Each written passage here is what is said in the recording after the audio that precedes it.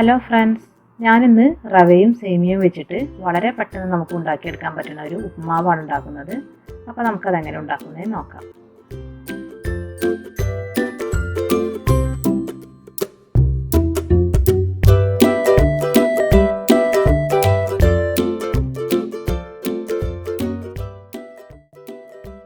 ഒരു പാൻ ചൂടാക്കിയെടുത്ത് അതിലേക്ക് ഒരു 2 ടേബിൾ സ്പൂൺ എണ്ണ ഒഴിച്ചു കൊടുക്കാം.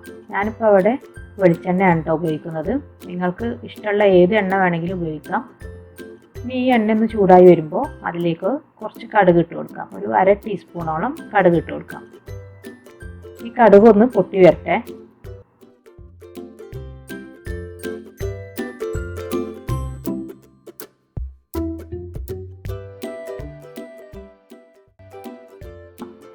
അപ്പോൾ ഈ കടുക് പൊട്ടിയിട്ടുണ്ട്. ഇനി ഇതിലേക്ക് നമുക്കൊരു 1/2 ടീസ്പൂൺ തന്നെ കടലപ്പരിപ്പ് ചേർത്ത് കൊടുക്കാം.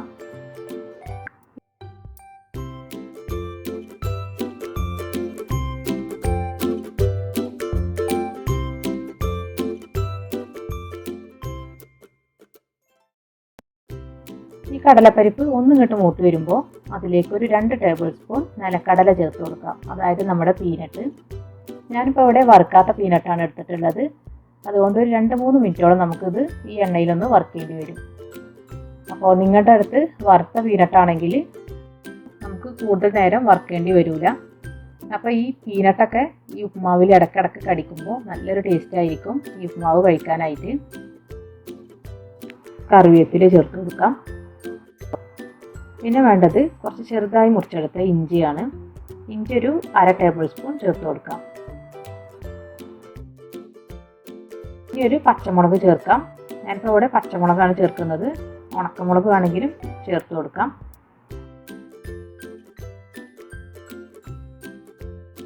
ഇതൊന്ന് വഴറ്റി കൊടുത്തതിന് ശേഷം അതിലേക്ക് 1 ടേബിൾ സ്പൂൺ സവാള ചെറുതായി മുറിച്ചെടുത്തത് ചേർത്ത് കൊടുത്തിട്ട് ഒന്നും കൂടെ നന്നായിട്ടൊന്ന് വഴറ്റിയെടുക്കാം.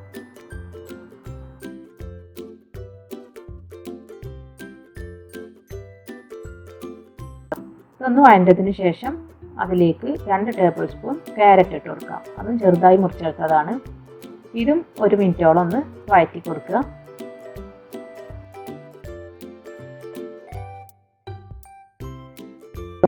ഞാനിതിലേക്ക് ചേർക്കുന്നത് സ്വീറ്റ് കോൺ ആണ്. അപ്പോൾ ഇത് എൻ്റെ അടുത്ത് ഉണ്ടായതുകൊണ്ട് ഞാൻ ചേർക്കുകയാണ്. ഇതും കൂടെ ചേർക്കുമ്പോൾ നമ്മുടെ ഉപ്മാവിന് ഒന്നും കൂടെ നല്ല ടേസ്റ്റ് ആയിരിക്കും. അപ്പോൾ ഞാൻ നേരത്തെ കടലയുടെ കാര്യം പറഞ്ഞല്ലോ, അതുപോലെ തന്നെ ഇത് ഉപ്മാവിൻ്റെ ഇടയിലൊന്നിങ്ങനെ കടിക്കുമ്പോൾ നല്ലൊരു ടേസ്റ്റാണ്. ഇതിപ്പോൾ ഞാനൊരു 2 ടേബിൾ സ്പൂണോളം ചേർക്കുന്നുണ്ട്.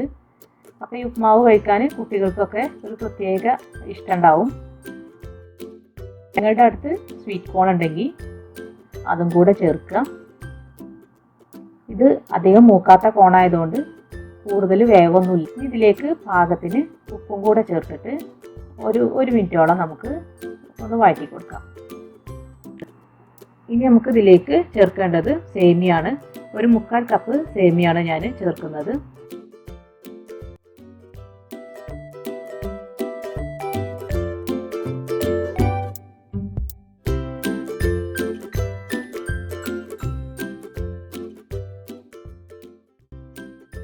ഇത് ഒന്ന് വഴറ്റിയെടുത്തതിന് ശേഷം ഒരു 1/2 കപ്പ് റവയും കൂടെ ചേർത്ത് കൊടുക്കാം.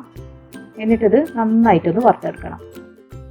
ഒരു 2-3 മിനിറ്റ് നന്നായിട്ട് വറുത്തെടുക്കണം.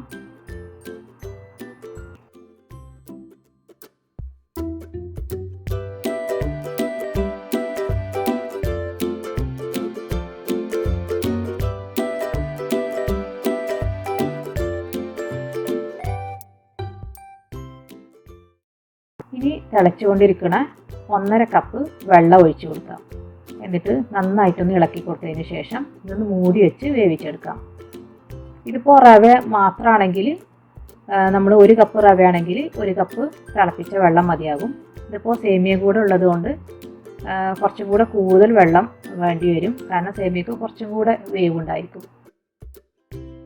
അതുകൊണ്ടാണ് ഞാനിവിടെ 1/2 കപ്പ് വെള്ളം എടുത്തിട്ടുള്ളത്. ഇനി ഇതൊരു 2 മിനിറ്റ് മൂടി വെച്ചതിന് ശേഷം നന്നായിട്ടൊന്ന് വേവിച്ചെടുക്കുക.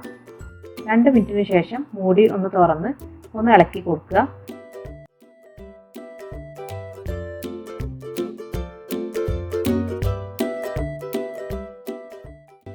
എന്നിട്ട് സ്റ്റൗ ഓഫ് ചെയ്യാം. അതിനുശേഷം വീണ്ടും മൂടി വെച്ചിട്ട് ഒരു 5 മിനിറ്റ് റെസ്റ്റ് ചെയ്യാനായിട്ട് വെക്കുക.